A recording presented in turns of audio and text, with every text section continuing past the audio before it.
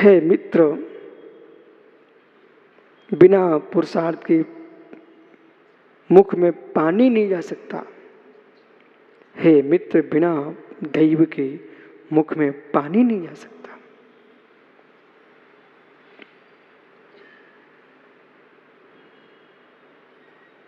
क्या विधि का विधान? दैवस्य कुटिला गति, दैवस्य कुटिला गति। दैव की गति बड़ी कुटिल है।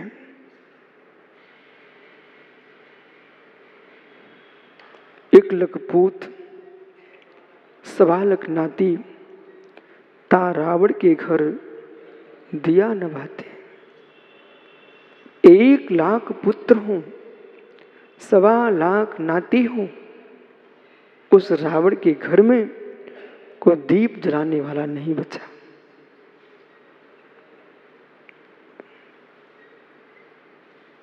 यानी गहरे में जाओ। भदौरिया जी, बेघर भी देखे आपने, जहां हाथी झूमते थे वहां कौवे नहीं उड़ रहे। बेघर भी देखे आपने, जहां कौवे नहीं थे मित्र वहां महल खड़े हुए हैं। बेदिन भी देखे। और दुनिया के जीवन में क्या देखना, ऐसे लोग मिल जाएंगे जिन्होंने अपने जीवन में ही सब कुछ देख लिया है। राजा भी रंक होते देखा गया है और रंक भी राजा होते देखा गया है। राजा भी रंक होते देखे गया है। अपने ही जीवन की पूरी लीला तुमको दिखाई दे जाएगी। हाय हाय, ये हुआ क्या है? लक्ष्मी जाती है तो पता नहीं चलता, लक्ष्मी आती है तो पता नहीं चलता।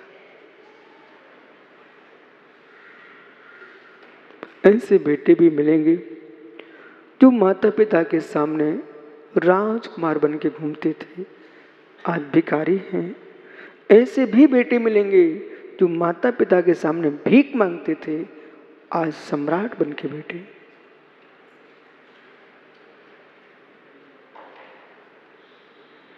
यह दैव और पुरुषार्थ, पुरुष और दैव की लीला है। जब भाग पलटता है तो जहां हाथ डालो मित्र नाश ही नाश सकता है। जब भाग वर्धमान होता है, जहां हाथ डालो मिट्टी भी मेरे सोने में बिकती है। पुण्यशील के काल में भाग्यहीन के लिए मित्र सोमा से मिलो। नांग का हार हो गया भाग्य था, और सोमा के पति से मिलो कि हार का नांग हो गया था।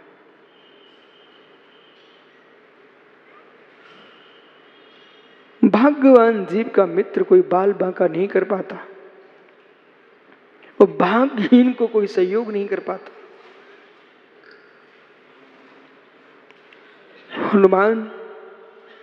हनुमान का जन्म हुआ हनुर द्वीप में, और जब मामा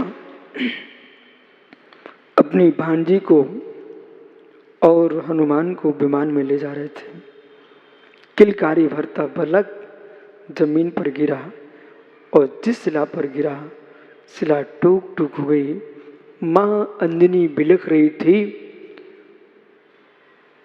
अंजनी के मामा भी सोच रहे थे, हाय क्या हुआ, देव ने क्या किया कि पति से छूटे पुत्र भी चला गया। पर जब विमान नीचे उतारा, शिला के चूर चूर हो चुके थे। हनुमान किलकारी भर रहे थे। मित्र पुण्यात्मा भाग्यवान जब होता है तो शिला भी टूट जाती है। तब हनुमान का नाम रखा श्रीशैल। तो हनुमान का नाम रखा गया श्रीशैल। किस बेटे के बल से इसके पुण्य नियोग से शिला भी चूर चूर हो चुकी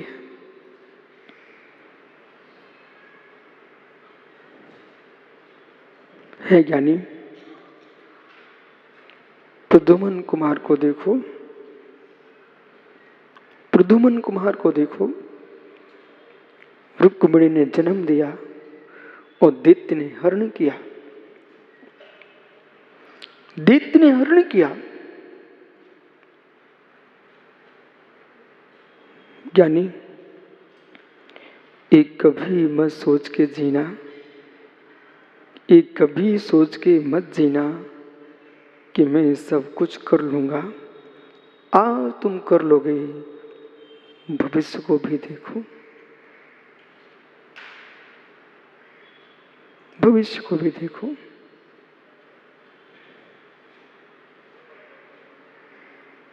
दैत्य क्या कह रहा था, हे मधु का जीव, इसने मेरी पत्नी का हरण किया था, आज उसका अपहरण किया।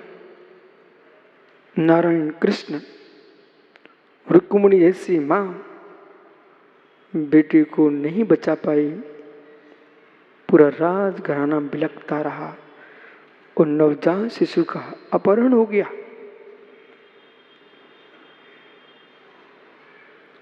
और दैत्य ने क्या किया पंडित जी, बच्चे को हाथ में लिया, चीखता है चिल्लाता है दैत्य, पर इतना उसके अंदर विवेक था, बाल हत्या नहीं करना चाहिए, बाल हत्या नहीं करना चाहिए। किलकारी भर रहा बच्चा बोले मैं क्यों मारूं, मर जाएगा स्वयं। और शंभु कुमार को उसने रुक्मिणी पुत्र को एक चट्टान के नीचे दबा दिया। नवजात शिशु को चट्टान के नीचे दबाया। दैव प्रचंड था, शिला हिल रही थी। वहां से विद्याधर सम्राट निकलता, उसके कोई संतान नहीं थी, उसकी कोई संतान नहीं थी। शिला को हिलते देख करके उसने विचार किया, ये शिला क्यों हिल रही है। विद्याधर विमान से नीचे उतर करके निहारता है,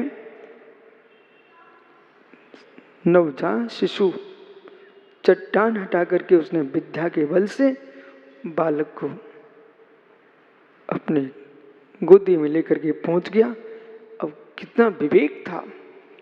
यदि मैं यूं कहता हूं कि ये पुत्र में उठा के लाया हूं बेटे को, तो मेरी पत्नी पालन नहीं करेगी अच्छे से। जो विश्राम में थी उसकी कोख में डाल दिया बच्चा और जोर से चिल्लाता विद्याधर सम्राट, तुझे समझ नहीं आती, तुझे पुत्र हुआ है, गुण गर्भ था, तुझे पुत्र हुआ है, गुण गर्भ था, ये गुण गर्भ में पुत्र ने जन्म ले लिया, तुझे मालूम नहीं है। वो भी हक बक हो गई, बोले मेरा ही बेटा है।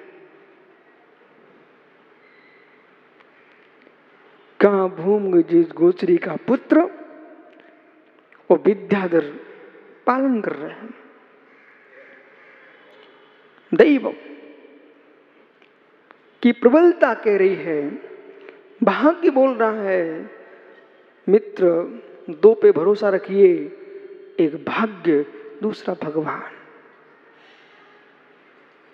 दो को कभी मत छोड़ देना, दो को कभी मत छोड़ देना, भाग्य और भगवान। पर भाग्य जब भी आएगा पुरुषार्थ ही लेके आएगा। दैव जो भी जन्म लेगा तो पुरुषार्थ के बल पर ही लेगा।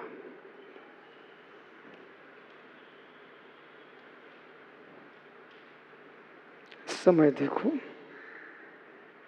इधर नारायण श्री कृष्ण ने अपने बेटे के अन्वेषण के लिए चारों ओर सैनिक दौड़ा दिए, पर कोई कहीं पता नहीं किया।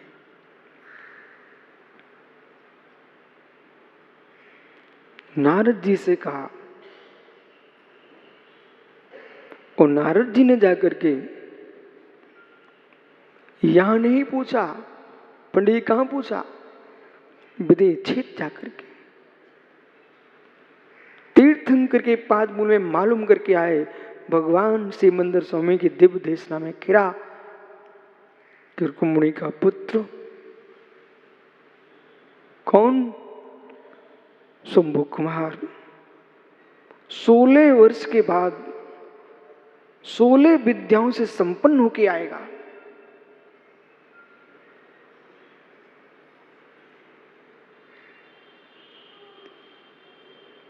सारी विद्याएं विद्याधर ने अपने बालक को सौंप दी, पर जो शंभु 16 वर्ष के होने का हुआ, सुंदर, कोई सामान्य गरीब का बच्चा नहीं था, नारायण पुत्र था। जब चमकता भाल, सुंदर लहराते कानों में कुंडल, जिसने जन्म दिया था विद्याधरी का पुत्र तो था नहीं। उसने धीरे धीरे पर रहस्य पता कर लिया, बेटा मेरा नहीं है। वो उसी पुत्र पर मोहित हो गई।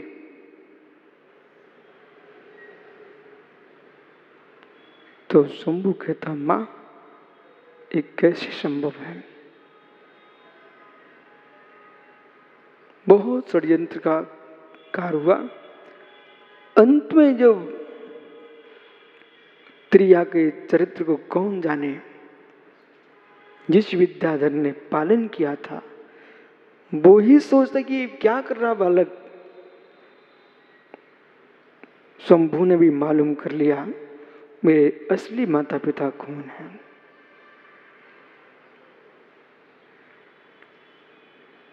क्षत्रिय पुत्र ऐसे नहीं मिलता, अपनी वीरता दिखाए बिना। शंभु कुमार सीधे नहीं पहुंचे, बहुत बहुत बहुत उधर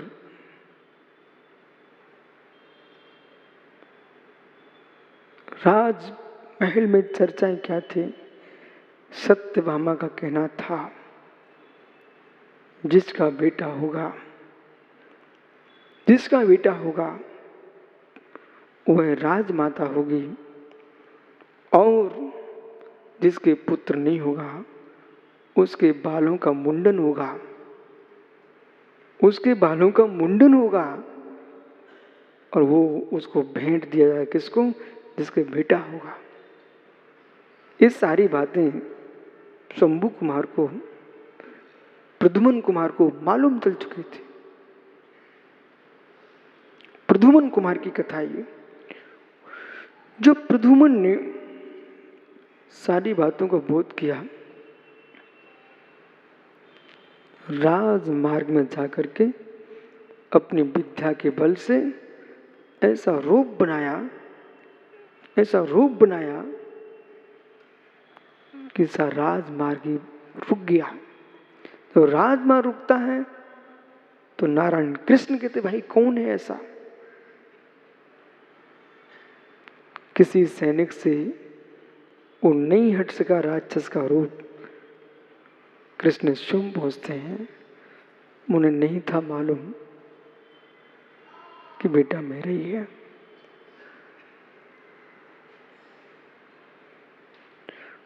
सत्यभामा के महल में उपद्रव किया, और जब बलभद्र, बलराम और नारायण कृष्ण युद्ध करने खड़े हो गए, वे तो शत्रु मान के धनुष बाण चला रहे थे, पर प्रद्युम्न कुमार अपने पिता और बड़े पिता को समझ करके धनुष छोड़ रहे थे। पुनः नारद जी आ गए। माधव, हे नारायण, केशव, तुम जिस पर धनुष छोड़ रहे हो, धरती पर ऐसा कौन उत्पन्न हुआ जो तुम्हारे धनुष और चक्र से टिक सकता हो? एक गैर नहीं है, ये तुम्हारा पुत्र। तुम भूल चुके हो 16 वर्ष के बाद 16 विद्याओं से मंडित होकर के बेटा प्रद्युम्न कुमार आया है।